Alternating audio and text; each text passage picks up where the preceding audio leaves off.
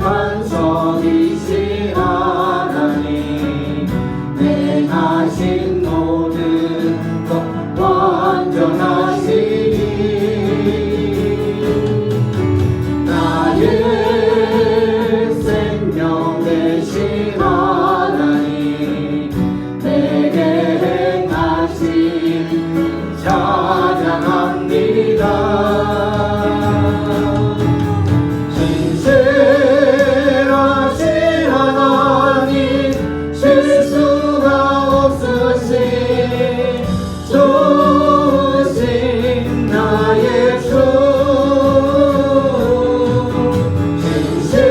신실하신 하나님 실수가 없으신 좋으신 나의 주 나의 반석이신 하나님 나의 반석이신 하나님 행하신 모든 것 완전하시니 나의 생명동체신 나의 생명 되신 하나님 내게 행하신 찬양합니다. 아멘. 신실하신 하나님 신실하신 하나님 실수가 없으신 좋으신 나의 주 신실하신 하나님 실수가 없으신 좋으신 나의 주 신실하신 하나님 신실하신 하나님 실수가 없으신 좋으신 나의 주 신실하신 하나님 실수가 없으신 좋으신 나의 주 우리 하나님 신실하신 하나님이신 것을 믿으십니까? 아멘. 우리 하나님 신실하신 하나님이십니다. 우리가 생각할 때에는 이해할 수 없고 우리가 생각할 때에는 도저히 어찌 하나님이 계시는가 할 정도로 응답이 없을지라도 우리 하나님은 신실하신 하나님이시기 때문에 하나님이 계획하시고 하나님이 이끄시는 대로 따라가기만 하면 우리의 인생에는 성공적인 인생이 될 줄로 믿습니다. 그 하나님 생각하면서 신실하신 하나님 실수가 없으신 좋으신 나의 주 신실하신 하나님 실수가 없으신 좋으신 나의 주 하나님 복생자 예수 날 위하여 오시었네 내 모든 죄 사하시고 죽음에서 부활하신 나의 구세주 살아계신 주 살아계신 주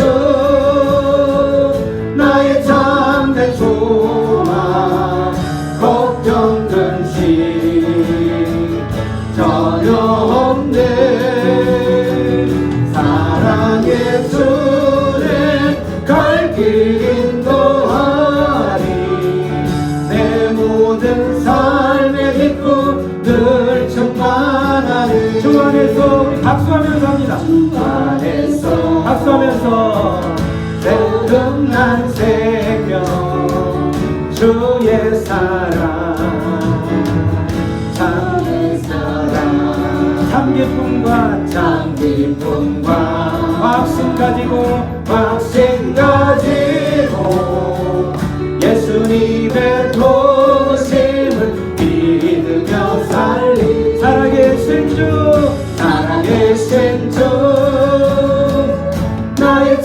참된 소망 걱정 근심 전혀 없네 전혀 없네 사랑의 주는 갈 길 인도하니 내 모든 삶의 기쁨 늘 충만하니 그 언젠가 주 뵐 때까지 주 뵐 때까지 주를 위해 싸우리라 아멘 승리의 길 멀고 매고 주님께서 나의 앞길 지켜주시 살아계신 주 살아계신 주 나의 참된 소망 걱정 근심 전혀 없네 전혀 없네 사랑의 주는 갈 길 인도하니 내 모든 삶의 기쁨 늘 충만하니 살아계신 주 살아계신 주 나의 참된 소망 걱정 근심 전혀 없네 사랑의 주는 갈 길 인도하니 내 모든 삶의 기쁨 늘 충만하니 살아계신 주 살아계신 주 나의 참된 소망 걱정 근심 걱정 근심 전혀 없네 전혀 없네 사랑의 주는 갈 길 인도하니 내 모든 삶의 기쁨 늘 충만하니 살아계신 주님으로 인하여 우리 안에 걱정 근심 없게 하심을 감사하며 우리 감사의 영광의 박수 올려드리겠습니다. 아멘. 감사합니다. 살아계셔서 우리 가운데 좌정하여 주셔서 감사합니다. 아멘. 아멘. 그 하나님으로 인하여 우리의 삶 가운데에 우리는 그 하나님을 사랑하고 그 하나님 때문에 오늘 하루도 힘든 하루이지만 우리가 힘차게 살아갑니다. 그 하나님께 사랑의 고백을 드리며 살아갑니다.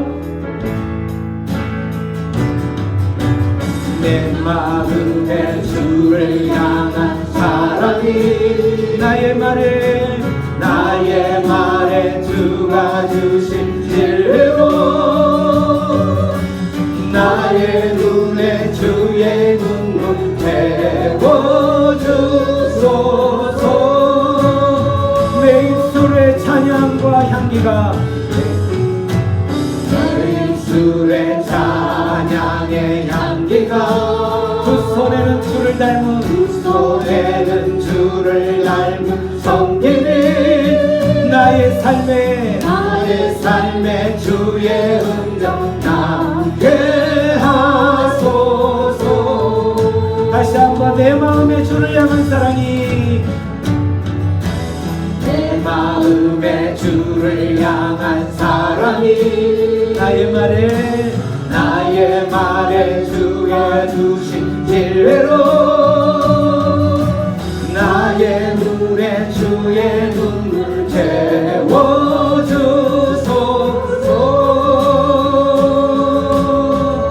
내 입술의 찬양의 향기가 내 입술의 찬양의 향기가 두 손에는 주를 닮은 성김이 나의 삶에 주의 흔적 남게 하소서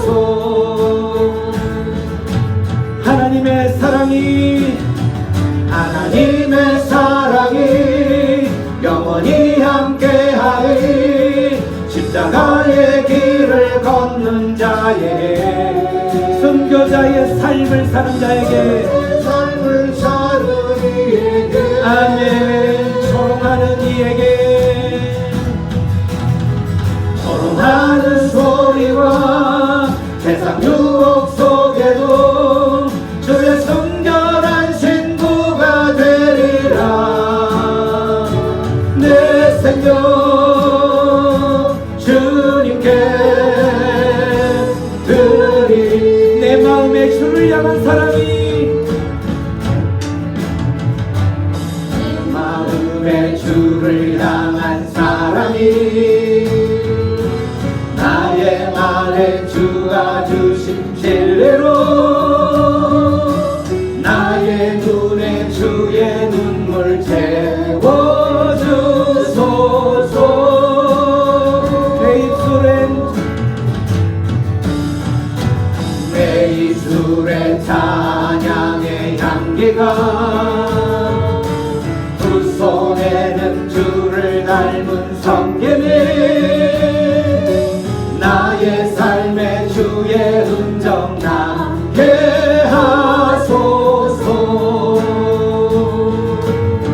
하나님의 사랑이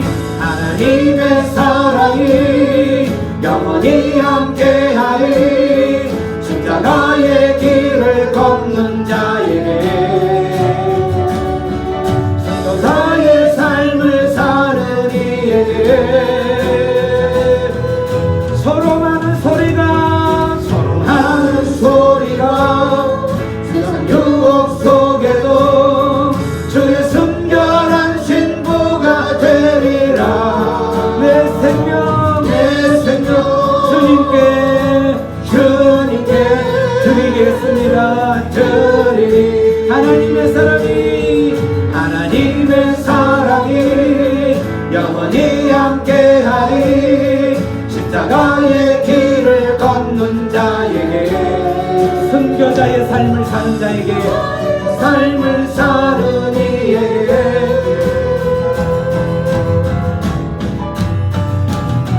초롱하는 소리와 세상 유혹 속에도 주의 순결한 신부가 되리라.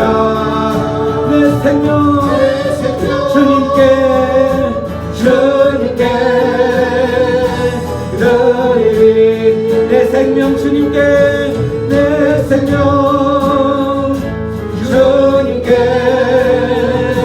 드리리. 내 생명 주님께 드리겠습니다. 내 생명 주님께 드리리. 주의 나라가 임할 때 하나님 임재하실 때 예배가 회복되어 기적은 일어나네. 전능하신 주 영원하신 능력의 통치자 자유가 선포되어 주 백성 돌아오네. 하나님 나라 임하소서. 영광과 존귀 능력과 힘 놀라운 사랑의 기적의 하나님 지금 이곳에 오소서. 주의 나라가 임할 때 주의 나라가 임할 때 하나님 임재하실 때 예배가 회복되며 기적은 일어날 것입니다. 기적은 일어나네. 전능하신 주 영원하신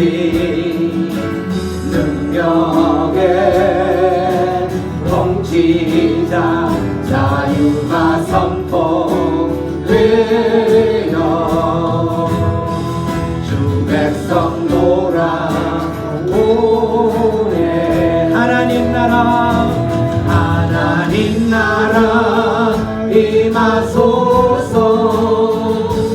영광과 존귀 능력과 위 놀라운 사랑의 기적의 하나님 지금 이곳에 오소서. 하나님 나라 임하소서. 하나님 나라 임하소서.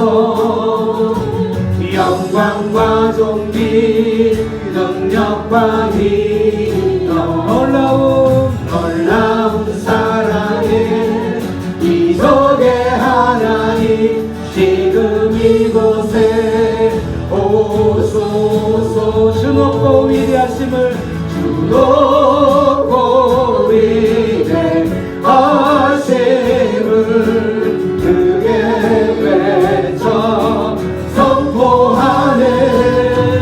만왕의 왕 주 하나님 지금 오소. 주 높고 위대하심을 주 높고 위대하심을 크게 외쳐 선포하네.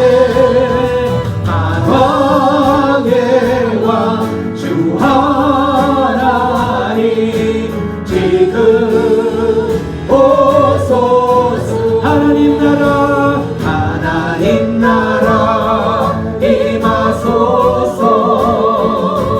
영광과 존귀 능력과 위엄 놀라운 사랑의 기적의 하나님 지금 이곳에 오소서. 아멘. 이 시간 기도하며 나가겠습니다. 하나님 이곳에 좌정하여 주시옵소서. 하나님 이곳 가운데 좌정하셔서 하나님 이곳을 하나님 나라 삼아 주시옵소서. 각 사람의 심령들 가운데 좌정하시고 각 사람의 심령들을 만지시고 만나 주셔서 그 각 사람의 심령들의 삶이 하나님 나라 백성 되게 하여 주시옵소서. 주여 오늘도 주의 좌정하심을 기대하며 나아갑니다. 주여 이곳 공간 가운데 이 공간 가운데 좌정하시고 하나님의 백성들을 만지시고 만나 주시옵소서. 기도하며 나갑니다. 기도합니다. 전능하신 하나님 아버지, 오늘도 저희를 이곳에서 예배를 할 수 있게 해주심에 감사드리옵니다. 지금 온 나라가 코로나 전쟁에 맞서고 있사옵니다.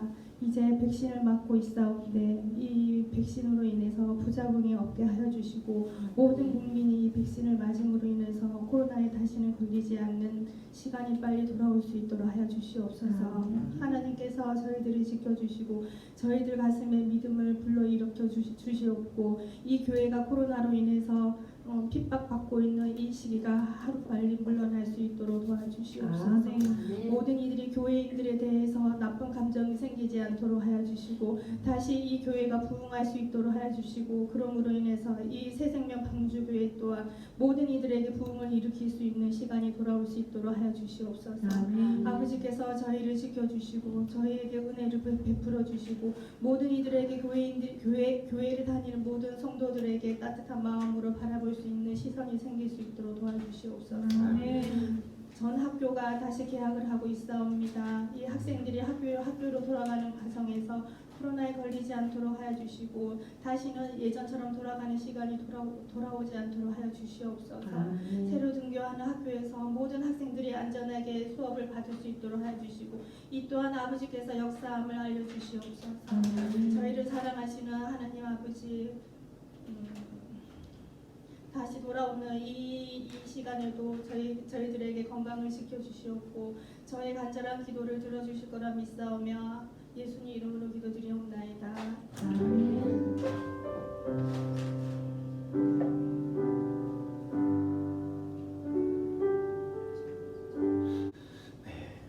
오늘 하나님 말씀 마태복음 4장 17절 말씀, 한 절 말씀. 네. 하나님 나라 특강 세 번째 시간입니다. 하나님 나라 천국, 하나님 나라에 대해서 하나님 나라의 현재성, 하나님 나라의 현재성이란 말은 지금 우리가 살아가고 있는 지금 이 시간이 그 하나님의 나라를 경험하고 하나님 나라의 백성으로 살아가는 것이 라는 거죠.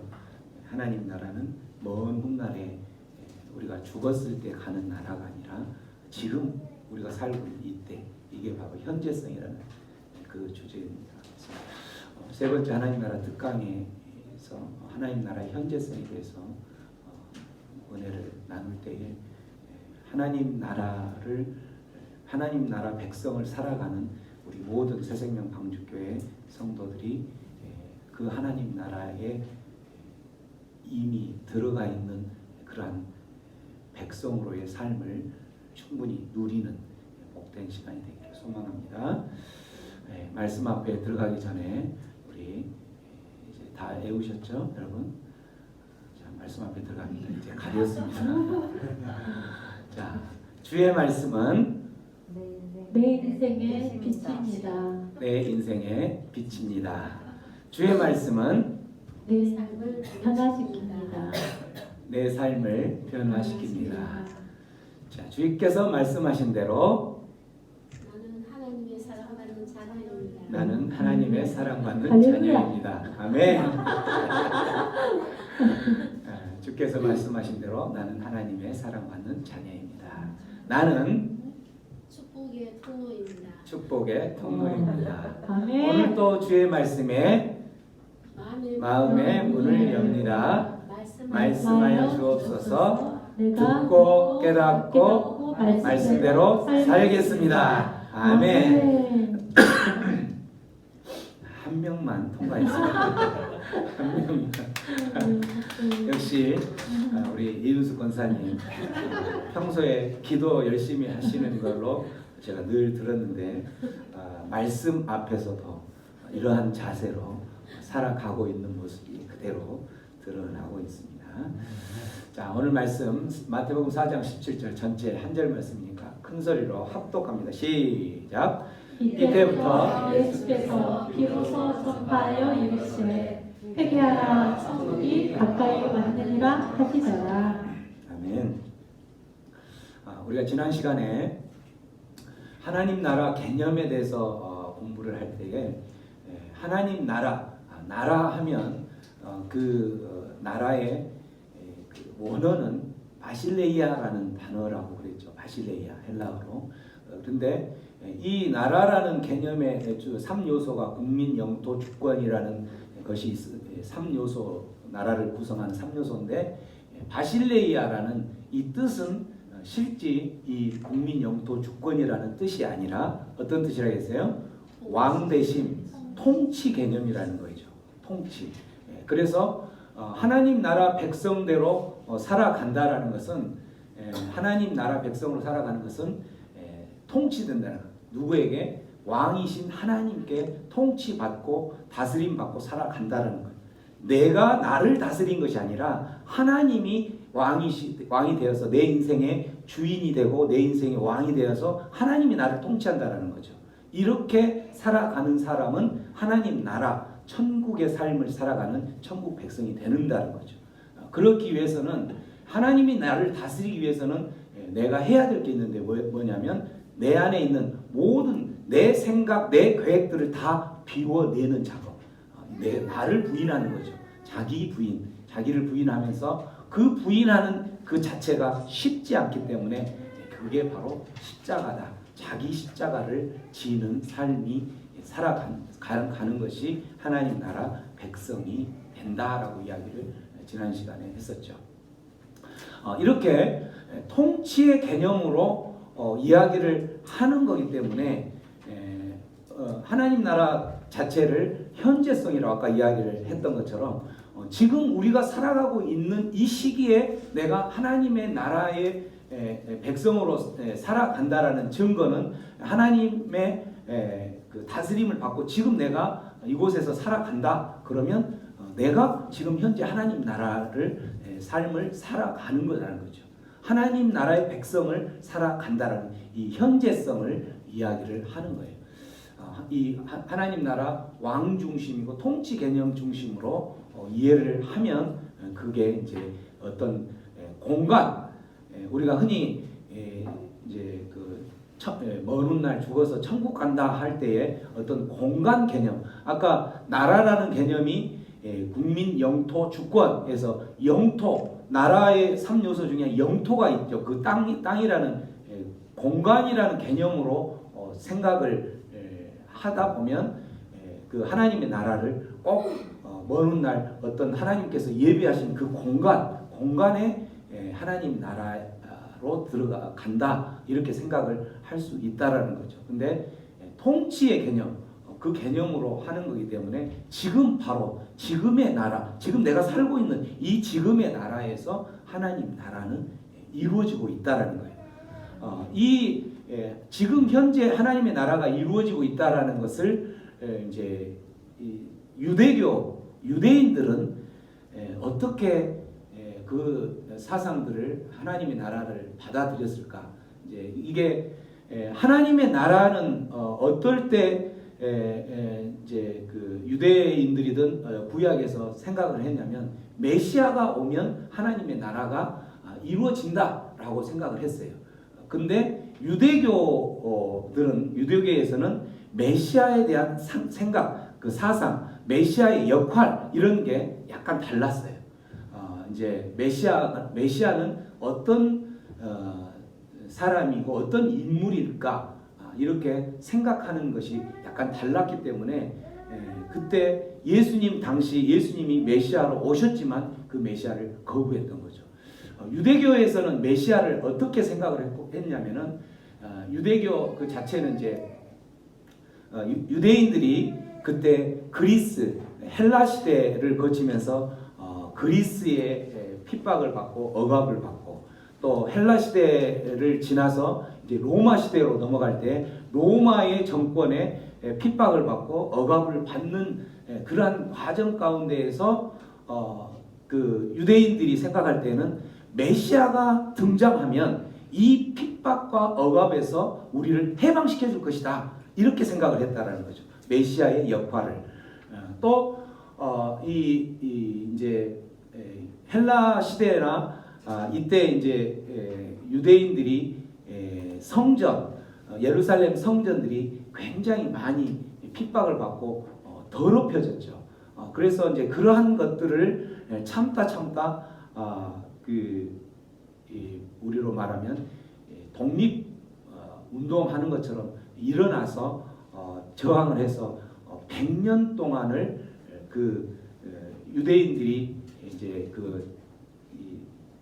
헬라와 로마의 어떤 그 핍박으로부터 벗어났던 시기가 있어요. 그 시기가 언제냐면은 하스모니안 왕조, 이제 마카비 형제 5 형제들이 참다 도저히 안 돼서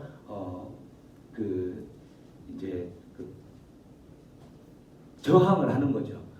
그 억압을 하고 있는 헬라와 그러한 그 성전도 더럽히고 하는 그런 것에 억압을 하면서 저항을 해서 그 마카비 형제들이 한마디로 이제 독립을 해서 탈환을 하고 이스라엘을 탈환을 해서 100년 동안을 그들이 이제 그 시간을 지내는데 그때 이들이 이제 그렇게 탈환을 했지만 이들이 그 마카비 형제들이 대제사장직을 강탈을 했던 거예요. 어쨌든 이러한 상황에서 이제 그 이스라엘 백성들은 그리스와 로마와 억압을 받기도 하고 또 독립을 했다고 하면서 그 마카비 형제들에 의해서 대제사장직도 빼앗겼고 또 이스라엘의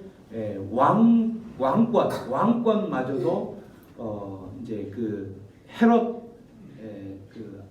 로마의 앞잡이였던 헤롯 왕가에게 내주면서 이스라엘의 왕권도 사실은 빼앗긴 상태. 자, 이런 상태에서 살아가고 있는 이 유대인들이 메시아를 기다리는데 메시아가 오면 이 메시아가 이러한 그 의로운 왕으로 정치적으로나 군사적으로 힘을 가진 위대한 인물이 오실 것이다. 유대인들이 생각할 때 이렇게 생각하는 거예요. 정치적으로 군사적으로 위대한 능력자가 오셔서 결국은 우리를 이 억압에서 해방시킬 것이다 라고 메시아 그 역할을 그렇게 생각했던 거죠. 근데 그때 유대인들이 생각할 때 오실 그 메시아는 언제 오실 거라고 생각했냐면 인류 역사의 마지막에 오실 것이다. 그래서 오시면 그때 인생의 인류의 종말이라 이렇게 생각을 했던 거예요. 그렇기 때문에 이러한 메시아에 대한 사상이 이렇게 갖고 있기 때문에 그 당시에 예수님이 오셨을 때에 메시아가 어떤 모습으로 등장을 하냐면 예수님 오셨을 때에 고난받는 메시아.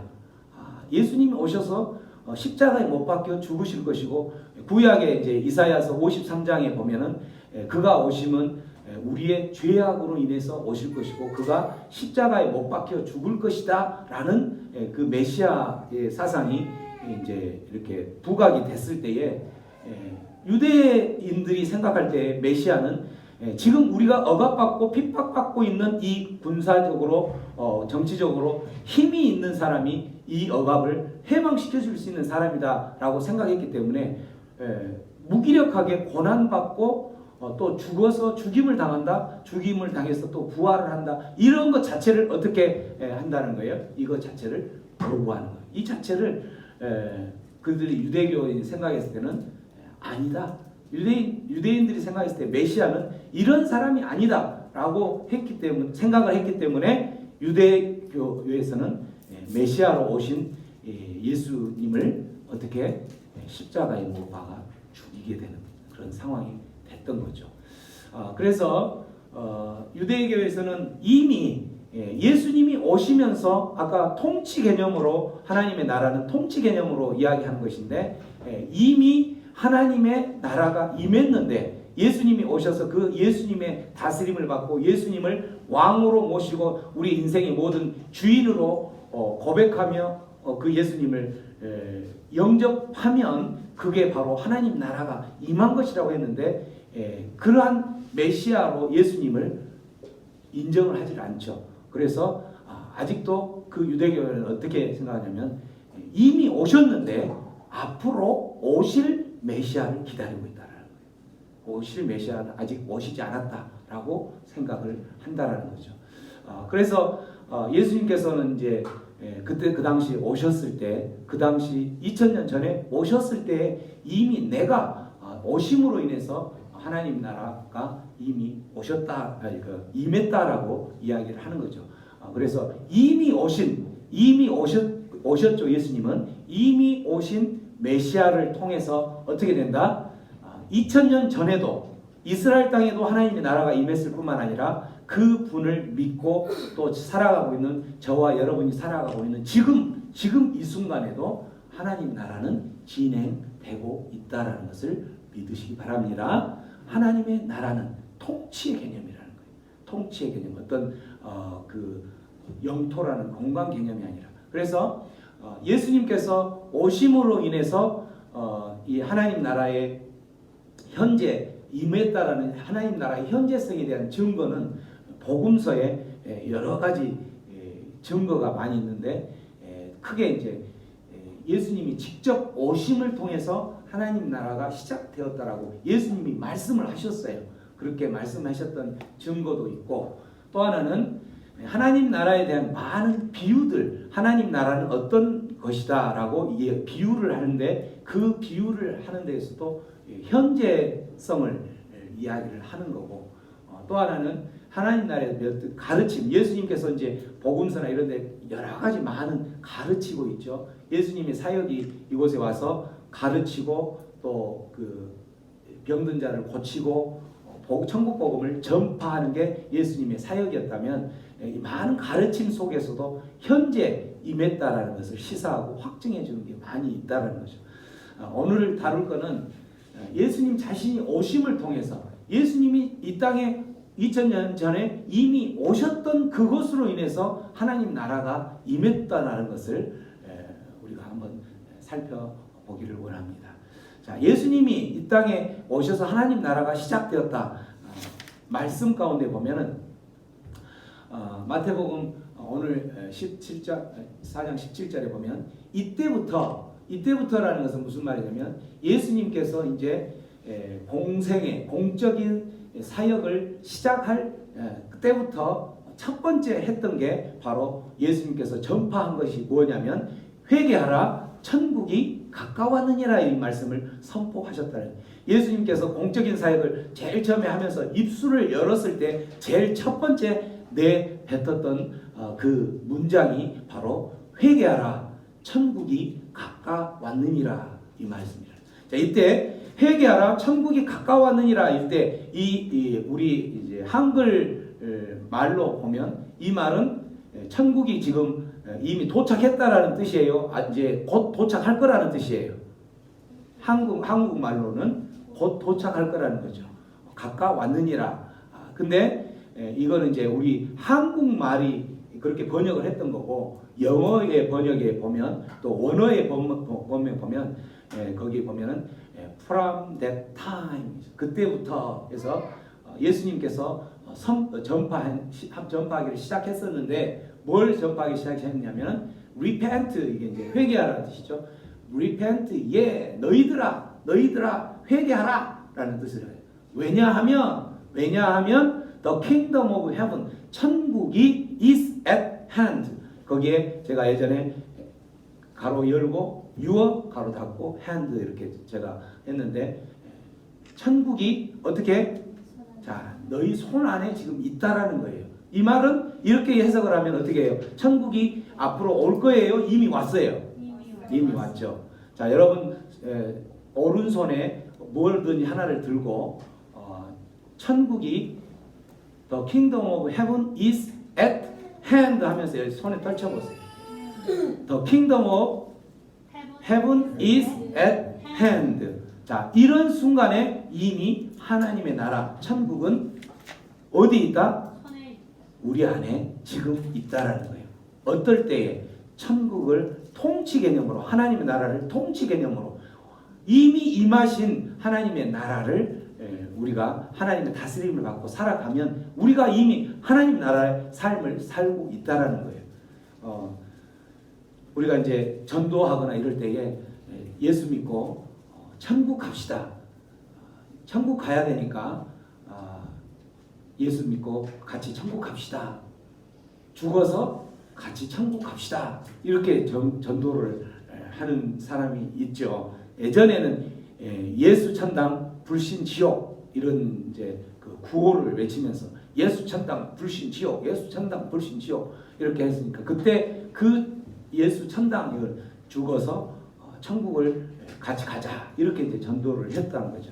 근데 이 말씀에 보면 이미 임한 천국을 죽어서 간다라는 것이 아니라 이미 전도할 때는 이미 예수 믿고 하나님 나라 백성 되어서 살아가다가 마지막 완성된 천국, 완성된 하나님의 나라에 같이 가자라고 하는 것이 올바른 전도가 되는 거죠.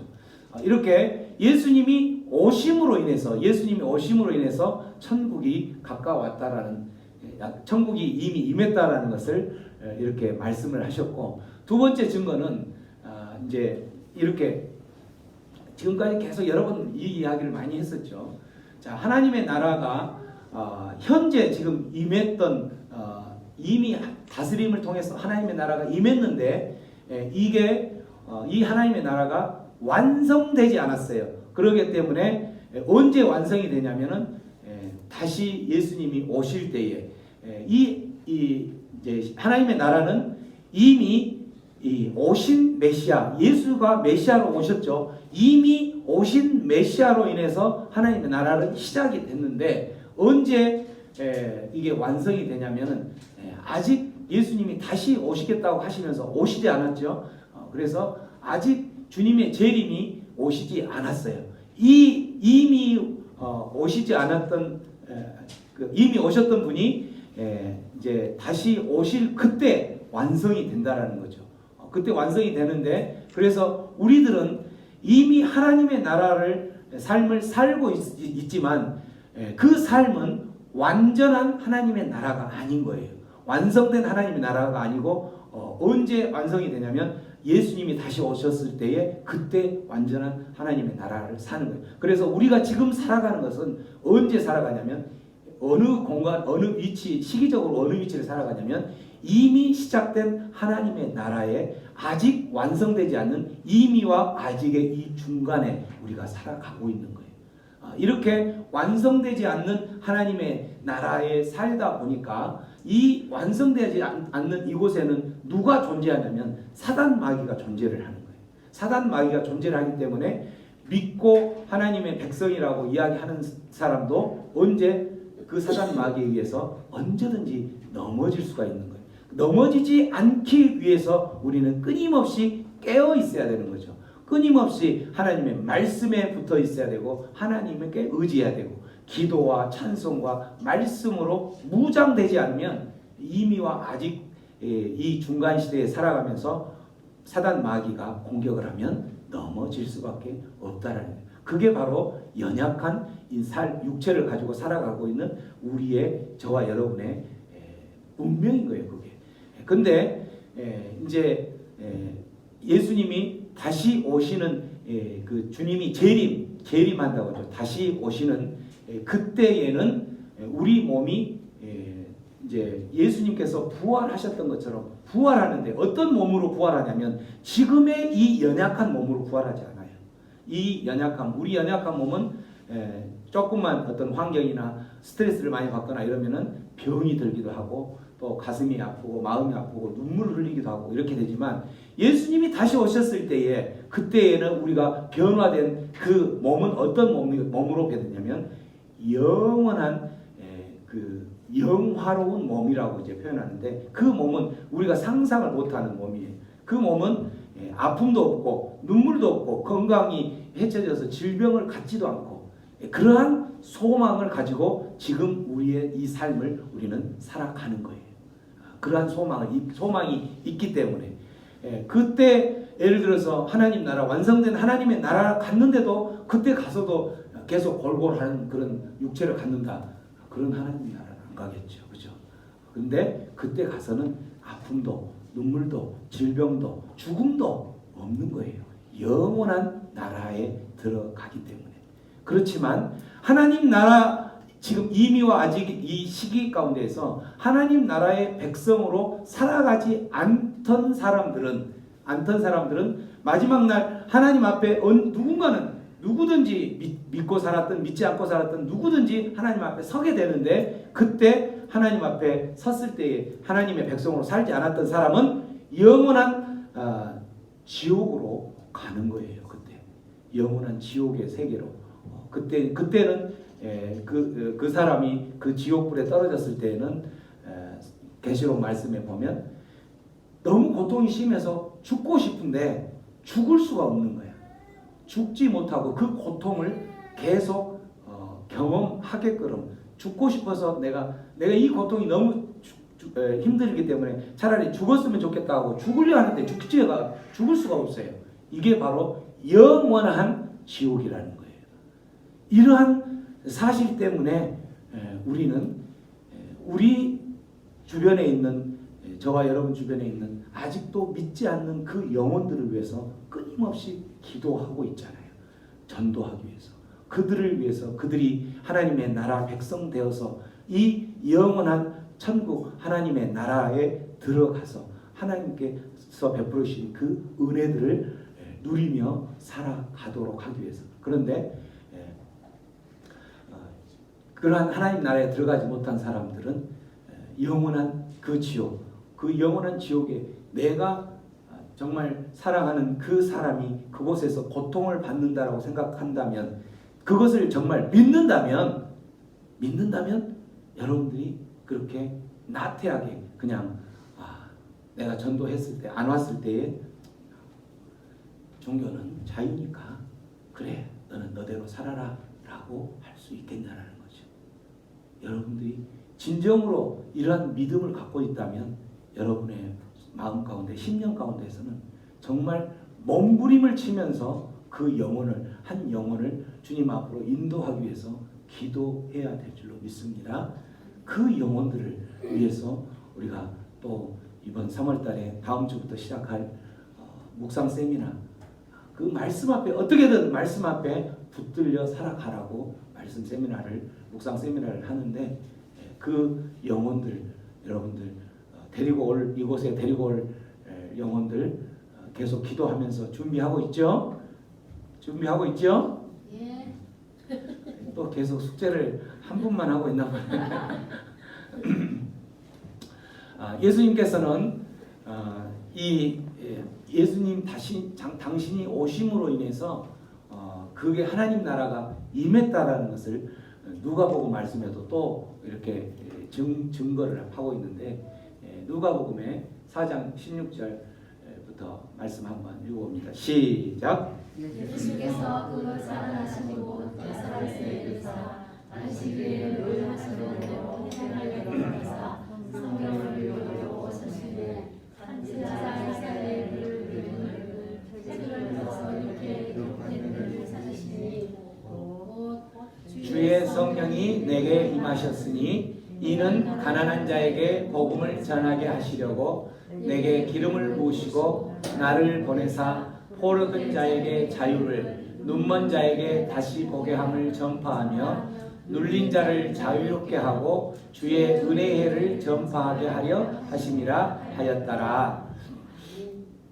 예수님께서 이제 태어나시기는 베들레헴에서 태어났는데 자라는 것은 어디서 자라셨냐면 저 나사렛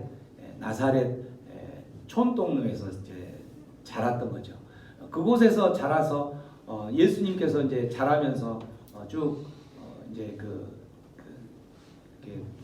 공생애를, 사역을 시작을 하면서 늘 하던 대로 뭘 하냐면은 안식일에 회당에 가서, 안식일에는 이제 우리로 말하면 이제 주일 그런 개념인데, 그런 유대인들이 회당에 가서 이제 그 토라 말씀을 읽고 뭐 이렇게 하는데, 그때 이제 그 우리로 말하면 목사님들이나 이런 분들이 갔을 때에 거기에서 성경을 이렇게 토라 말씀을 이제 읽는 거죠.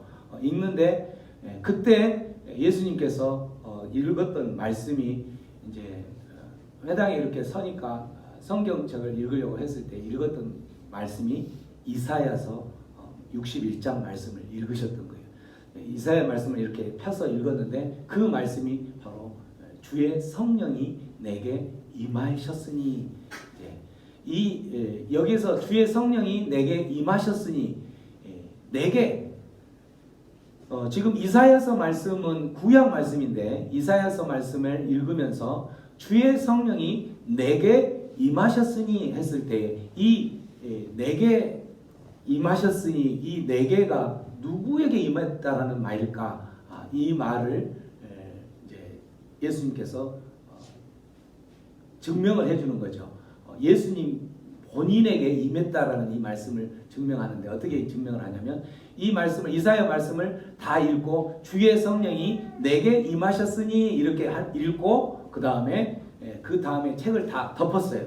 책을 딱 덮고 그 회당에 있는 자들에게 주니까 그 회당에 있는 모든 사람들이 내게 임하셨으니 이렇게 그 말씀을, 이사야서 말씀을 읽고 딱 앉으니까 모든 사람들이 예수님을 보는 거예요. 볼 때 예수님께서 뭐라고 말씀하시냐면 21절 말씀, 예수께서 그들에게 말씀하시되, 시작, 이 글이 오늘 너희 귀에 응하였느니라. 자, 예수님이 오늘 내게 성령이, 주의 성령이 내게 임하셨으니 이 말씀을 읽으면서 읽고 나서 책을 덮고 그 회중들을 보고 있는 회중들을 향해서 이 말씀이 오늘 너희에게 임하였느니라 라고 이 말씀을 한다라는 거죠. 자, 오늘 임했다라는 이 말씀은 바로 이제 지금 현재 주의 성령이 내게 임하심으로 인해서 내게 임하셔서 그 주의 성령이 내게 임하신 그것으로 인해서 예수께서 지금 이제 그 유대인들의 앞에 예수께서 이 말씀이 오늘 이루어져 있다, 오늘 이루어진 것이다 라고 이야기하는 그 말은 무슨 말이냐면 예수님이 지금 와 있는데 예수님도 주의 성령의 기름 부으심을 받고 이 자리에 섰는데 그 주의 성령의 기름 부으심을 받고 이 자리에 선 그 예수님이 바로 너희들이 구약에 오실 거라고 기다리던 오실 메시아를 기다렸던 그 메시아로 선 것이다 라고 이야기를 하는 거예요. 그래서 그 메시아로 선 것이기 때문에 바로 이곳이 하나님 나라가 임한 것이다 라고 이야기를 한다라는 거죠. 주의 성령이 내게 임하셨으니 해서 주의 성령이 내게 임하셨다라는 거예요. 내게 임했는데 그 임한 사람이 이제 지금 여기 내가 지금 서 있다 이 말은 바로 메시아가 바로 나다라고 이야기를 한다라는 거죠. 그렇게 해서 기다렸던 그 오실 메시아가 예수님이 오실 메시아로 오셔서 이제 그들이 예수님께서 선포해야 될 그 주의 성령이 내게 임하셔서 성령을 임해서 임한 상황에서 해야 될 그 메시아로서 해야 될 역할이 있는데 그 역할이 첫 번째 역할이 뭐냐면 가난한 자에게 복음을 전하는 것. 가난한 자에게 복음을 전하는 게 그 메시아로서 역할이라는 거죠. 가난한 자에게 복음, 여기 이제 아름다운 소식을 전하는 거라고 이제 이야기를 하는데, 자, 가난한 자에게 복음을 전하는 것이 주의 성령을 기름 부음 받아서 그 땅에 임해서 할 메시아의 역할이라는 거죠. 두 번째 역할은 뭐냐면 포로된 자들, 이제 그곳에 임했는데 메시아로 임했는데 그곳에 많은 문제들이 있어요. 지금 그 문제들을 해결하기 위해서 그 메시아가 왔다라는 거죠. 어떤 문제냐면 어떤 사람은 포로된 자가 있을 것이고 어떤 사람은 눈먼 자, 소경이 있을 것이고 또 어떤 자는 눌린 자 이러는데 여기서 눈먼 자라고 이야기를 하는 것을 여기서 가지고 나온 이유 중에 하나가 뭐냐면 구약 시대에 메시아가 오면 메시아가 하는 기적 중에 가장 대표적인 기적이 소경을 눈뜨게 할 것이다 이런 사상을 갖고 있었어요. 메시아가 오면 소경이 눈을 뜬다. 그래서 이 메시아가 지금 예수가 메시아로 왔다라는 것을 증명하기 위해서 메시아가 오면 눈먼 자가 다시 보게 될 것이다. 이런 말씀을 하는 거죠. 어쨌든 메시아로 와서 첫 번째 해야 될 게 가난한 자에게 복음을 전파해서 그 가난한 자가 그 복음을 듣고 복음을 들으면 아까 통치 개념으로 복음을 받아들이면 그 사람에게는 하나님의 나라가 바로 임하는 것이다. 지금 임하는 것이라는 거죠. 메시아가 지금 왔기 때문에 그렇게 이야기를 하는 거예요. 그래서 아름다운 소식을 전할 아까 그 복음이 아름다운 소식, 기쁜 소식 이런 건데 아름다운 소식을 전할 가난한 자에게 그 아름다운 소식을 전해서 그 복음을 받아들이면 그 사람은 바로 그 순간 하나님의 나라의 삶을 살아간다는 현재 바로 살아간다는 거죠. 먼 훗날 죽어서가 아니라 그러면 여기서 그 가난한 자라는 어떤 사람을 말하는 것일까? 가난한 자는 물질적으로 실제적으로 궁핍한 경제적으로 궁핍한 사람을 말하는 것일까요? 어떤 사람을 말할까요? 가난한 사람. 심령이 가난한 사람. 이윤숙 권사님은 설교를 들을 필요가 없을 것 같아요. 모든 것을 다 알고 계시는. 정말 본이 되시죠. 본이 되고 있습니다. 아멘. 계속 본이 되어서 하나님 앞에 가는 그 순간에도 하나님께 칭찬받는 우리 권사님 되기를 축원합니다. 가난한 자는 마태복음 5장 3절에 보면 산상수훈에서 예수님께서 말씀하셨어요. 뭐라고 이야기하냐면 심령이 가난한 자는 무엇이 그들의 것이다? 천국이. 심령이 가난한 자는, 여기서 우리가 천국의 현재성, 하나님의 나라의 현재성, 현재 하나님의 나라에 대해서 이야기를 하고 있는데 그 하나님의 나라를 삶을 살아가도록 누구에게 메시아가 와서 천국 복음을 전하냐면 가난한 사람에게. 가난한 사람. 이게 바로 심령이 가난한 사람을 말한다라는 거죠. 그래서 심령이 가난한 사람은 한마디로 경제적으로 물질적으로 가난한 것을 말하는 것이 아니라 마음이 가난한 자예요. 마음이 가난한 자.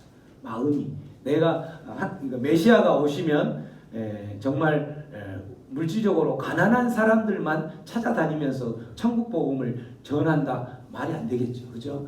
그 가난한 게 아니라 천국 복음을 전하는 그 사람에게 어떤 사람이냐면 마음이 가난한 자에게 아름다운 천국 복음을 전했을 때 그 천국 복음을 받아들이는 사람은, 받아들인다는 것은 내가 그 천국 복음을 받아들이고 예수님을 나의 구주로 나의 왕으로 영접하고 나를 내 인생을 다스리는 통치의 왕으로 살아가겠다라고 결단하는 그 사람은 바로 지금 바로 그 받아들이는 그 순간 천국 백성의 삶을 살아간다라는 거죠. 그래서 마음이 가난한 자, 마음이 가난한 자는 어떤 사람이 마음이 가난한 사람일까? 마음이 가난한 사람은 어떤 사람이냐면, 자, 이 말은 예수님께서 지금 어떤 사람에게 지금 당장 하나님의 나라의 삶을 살 수 있도록 하겠다라는 것인가? 이 말하고 똑같은 거예요. 마음이 가난한 자. 마음이 가난한 자는 바로 어떤 사람이에요? 자, 한번 큰 소리로 읽어봅니다. 시작. 자신의 죄인들과 무가치함을 진실하게 깨닫고 절대자 하나님 앞에 겸손히 이를 인정하는 사람. 자신의 무가치함, 자신의 죄인인 것을, 자신이 연약하고 무가치하고 죄인인 것을 깨닫고 그거를 하나님 앞에 나는 죄인입니다 이렇게 고백하는 사람이 마음이 가난한 자라는 거죠.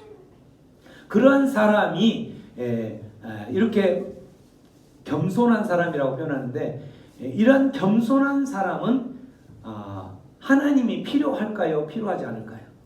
하나님이 필요한 거예요. 내 인생에 나는 어떤 무가치하고 나는 늘 죄악 가운데 갈 수밖에 없는 그런 연약한 자이기 때문에 나는 하나님이 필요합니다.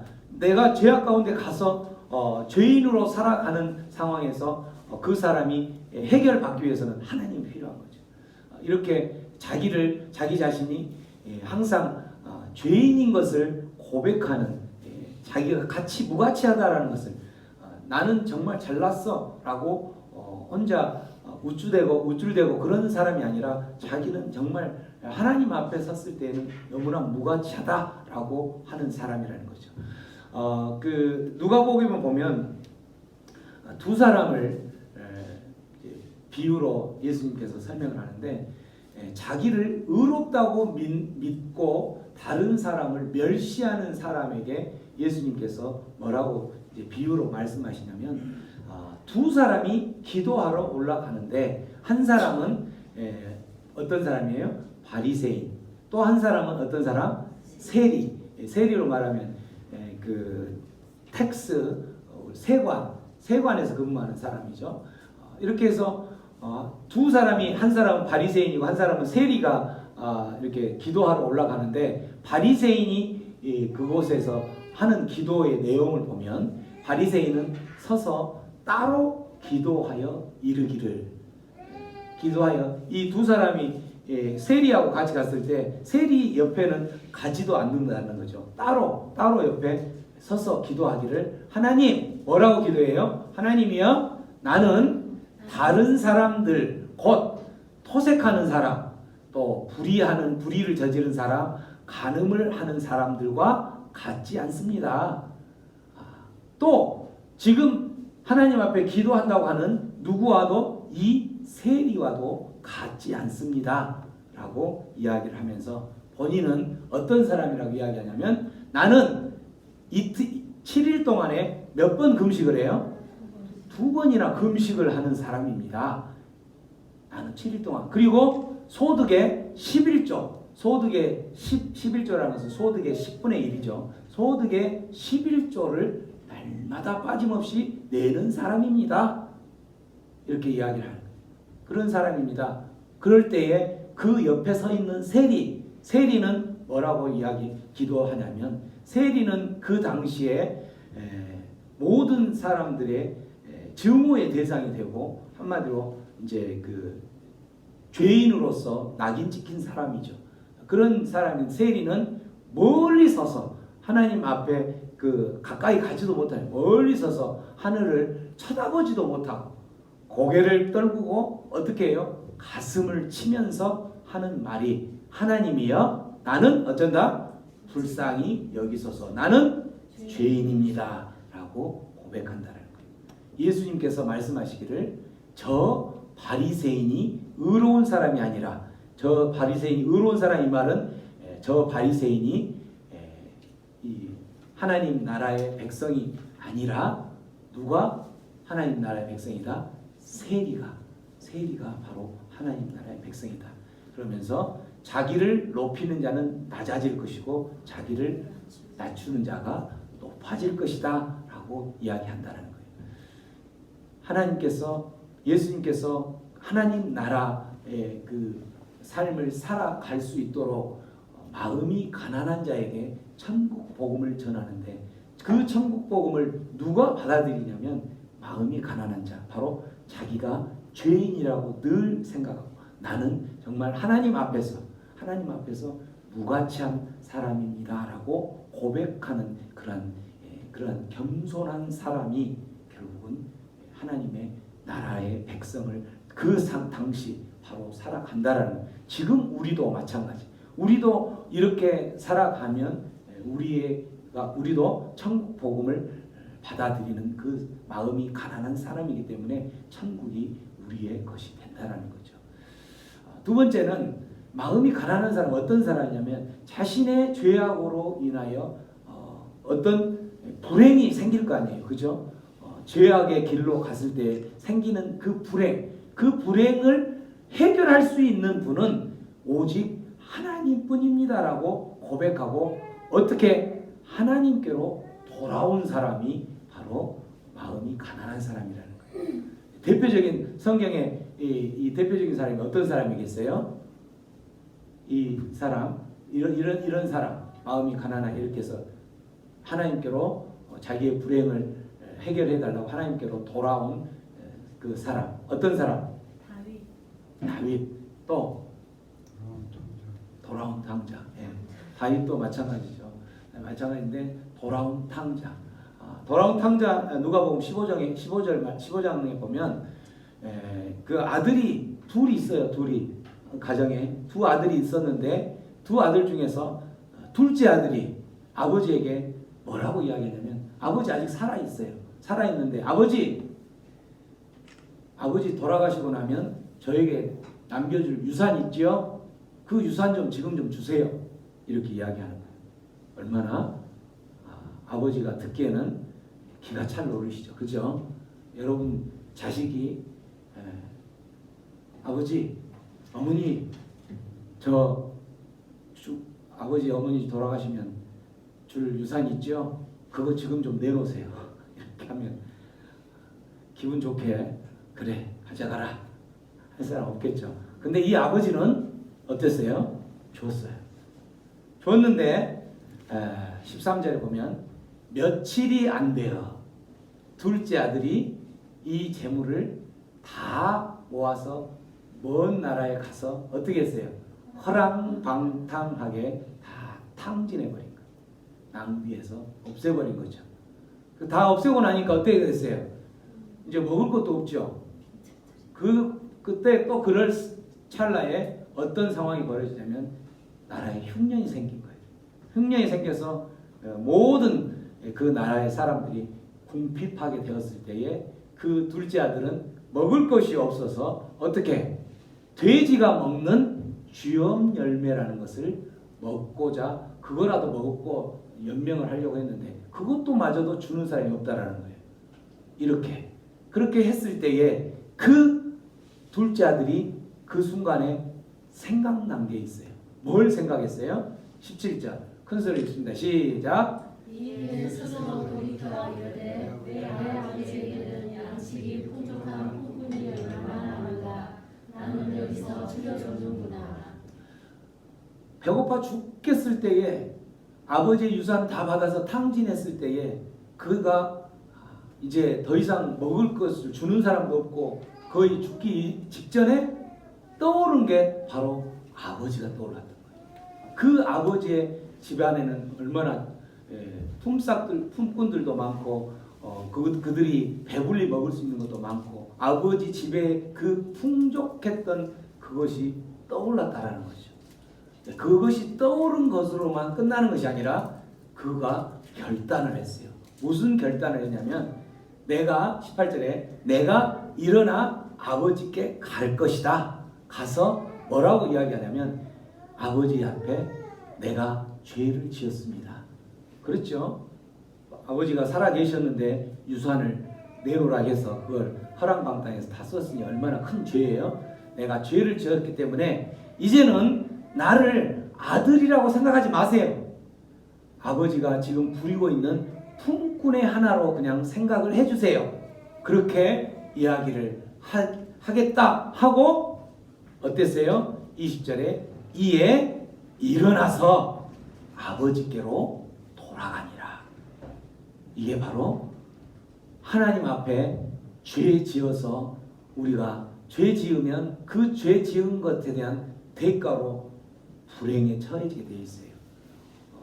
어떤 하나님께서 시험을 하기 위해서 어떤 불행이 있을 수도 있지만 내가 잘못 살아서 어떤 불행을 당할 수도 있는 건데 그 불행을 해결할 수 있는 그 방법은 이 아들처럼 자기가 만난 그 불행을 해결할 수 있는 방법은 자기로서는 어떻게 할 수가 없어요.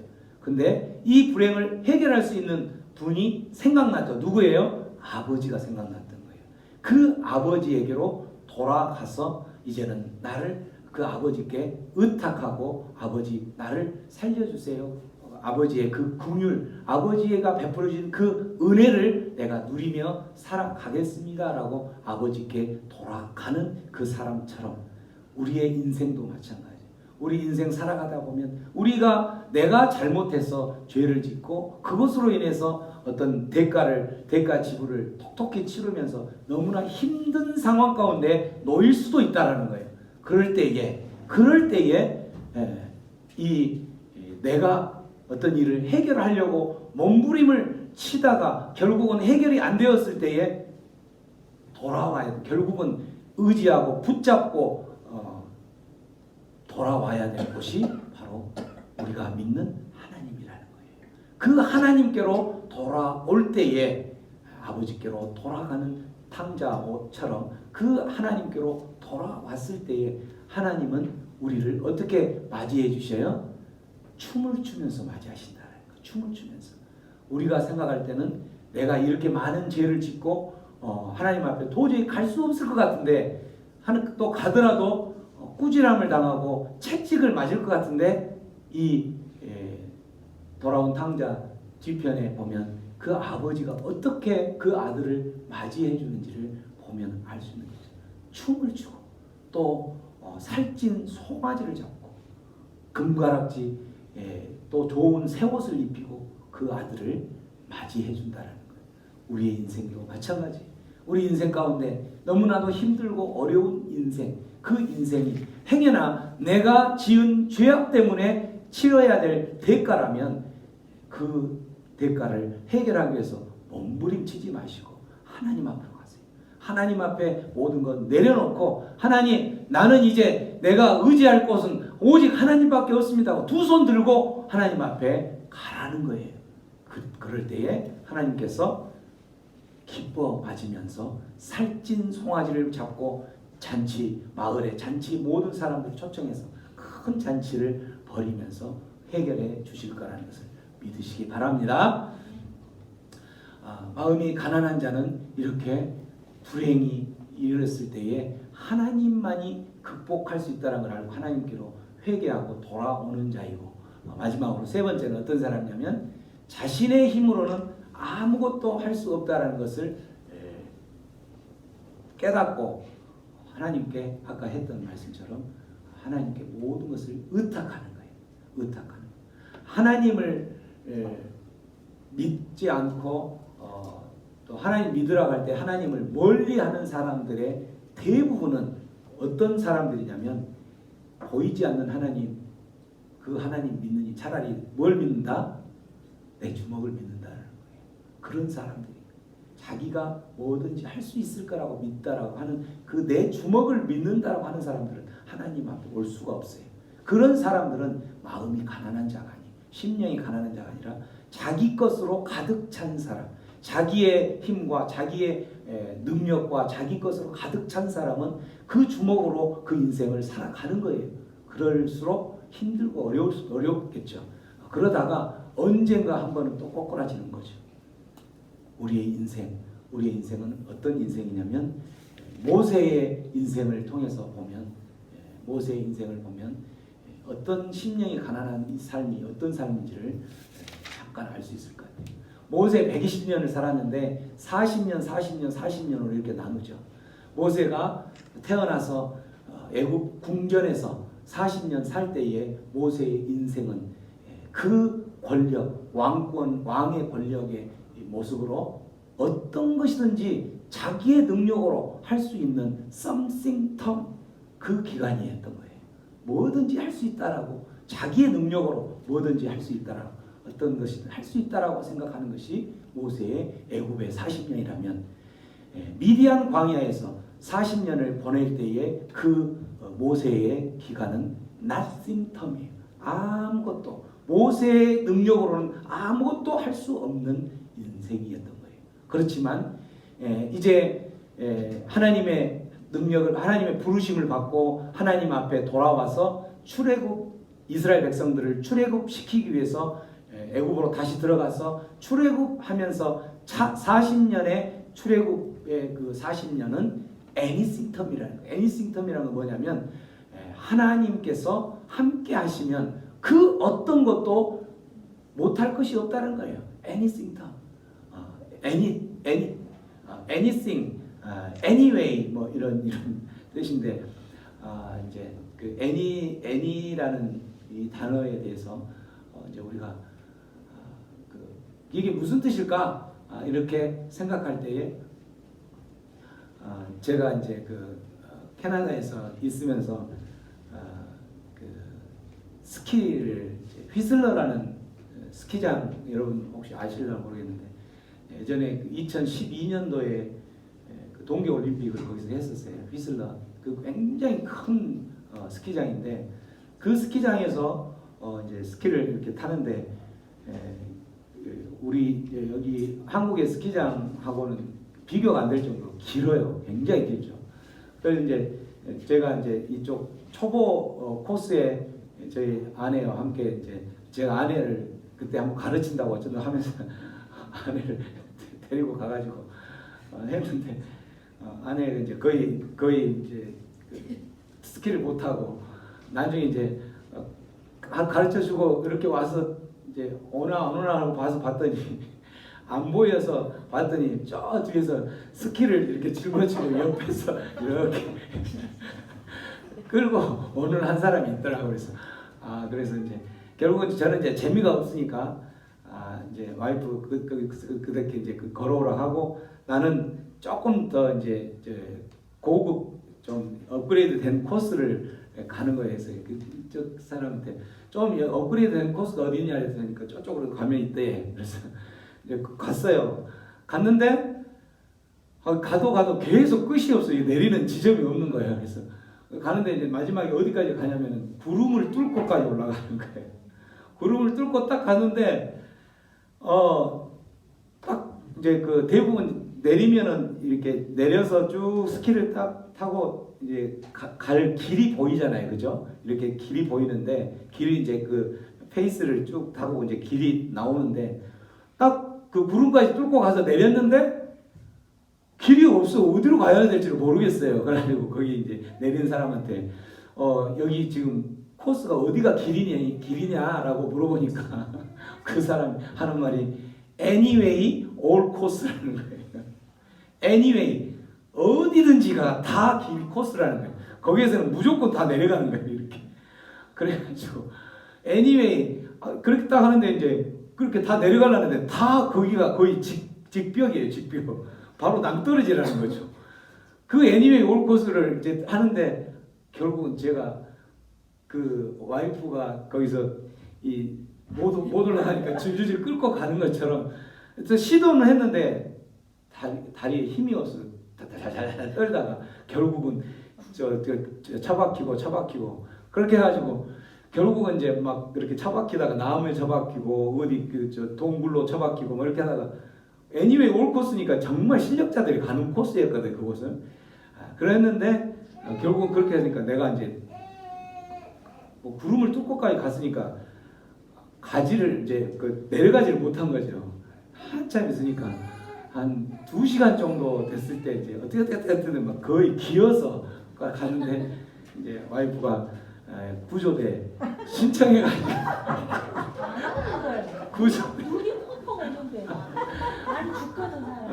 구조대를 불러서 와서 제가 살아왔습니다. 거기에서 anything을 제가 설명하려고 anyway all course. 어쨌든 출애굽 그 모세가 출애굽에서 40년 동안은 하나님과 함께하면서 했던 그 시간은 anyway all course처럼 anything 모든 걸 할 수 있는 텀이라는 거죠. 그래서 하나님이 함께하시면 어떤 일이든지 할 수 있다라는 것이죠. 그래서 어떤 사람이 이렇게 하나님이 함께하시고 하나님의 그 도우심을 받고 살아가는가? 어떤 사람이 심령이 가난한 사람, 심령이 가난한 이 사람이 오늘의 삶에서 내가 천국 백성 된 삶을 살아간다는 것을 기억하면서 여러분의 삶 가운데서 마음이 가난한 그러한 사람이 되시기를 축원합니다. 어떤 사람이 마음이 가난한 사람이에요? 내가 무가치하다. 나는 아무것도 할 수 없습니다라고 무가치한 사람. 나는 항상 연약한 죄인입니다라고 고백하는 사람.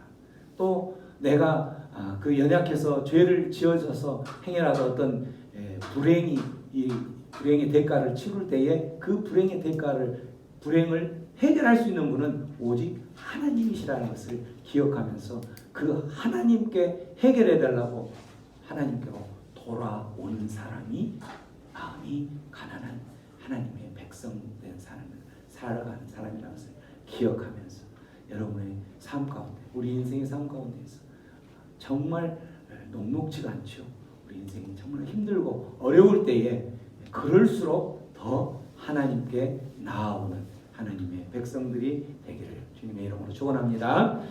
들었던 말씀 생각하면서 우리 한번 다시 한번 기도할 때에 하나님, 우리 인생을 살아갈 때에는 참으로 눈물 흘려야 될 일들도 많고 또 마음 아파해야 될 일들도 많고 내 인생 내 모습으로 내 능력으로 도저히 해결할 수 없는 그러한 일들을 만날 때가 너무나도 많은데 그럴 때마다 하나님 오늘 말씀처럼 마음이 가난한 자, 심령이 가난한 자 바로 하나님 앞에 모든 것 내어 맡기고 하나님께 나를 내 삶을 묶어서 하나님께 의탁하며 살아가는 자가 그 모든 것을 행할 수 있고 그 어떤 것들도 하나님의 도우심으로 하나님의 은혜와 긍휼로 살아낼 수 있음을 기억하면서 오늘도 내 인생의 모든 것들 하나님께 의탁합니다. 내가 해결하려 하지 않고 하나님께서 해결해 주실 것을 믿고 그 하나님께 내 모든 삶을 맡기기로 결단합니다. 그렇게 기도하면서 나갑니다. 기도합니다. 아버지 하나님, 우리 인생들 참으로 어렵고 녹록지 못한 그러한 인생 가운데에서 너무나도 힘들고 우리 하나님의 백성들 살아가면서 너무나도 힘들고 어려운 삶을 살아가고 있습니다. 주여, 그러한 힘든 인생길 주님 앞에 의탁하며 주님께 이 모든 것을 내려놓을 때에 주여, 약속하신 말씀처럼 주님께서 친히 잘 왔다라고 품어주시고 안아주시고 그 인생의 모든 문제들을 해결하여 주시옵소서. 그래서 하나님 나라의 삶을 살아가는데, 하나님 백성들이 하나님 나라의 삶을 살아갈 때에 먼 훗날의 삶이 하나님 나라의 삶이 아니라 지금 당장 이 순간 하나님의 나라의 삶을 살아내는 그러한 복된 삶이 될 수 있도록 주여 역사하여 주시옵소서. 그렇게 하실 주님 앞에 우리의 모든 걸 의탁합니다. 고마우신 주님, 주님 앞에 우리의 인생의 어려운 모든 것들 내어놓기로, 의탁하기로 이 시간 결단하며 나아가는 하나님의 백성들을 주님 받아 주시옵소서. 그 인생들의 문제들을 해결하여 주시옵소서. 아버지, 우리의 인생들, 우리의 힘과 능력으로는 어떠한 것들도 한 걸음 한 걸음 나아가지 못하고 그 모든 것들 주님께로만 맡기기로 결단합니다. 주여, 해결하여 주시고 주님께서 긍휼을 베풀어 주시옵소서. 감사하고 예수님의 이름으로 기도합니다. 아멘.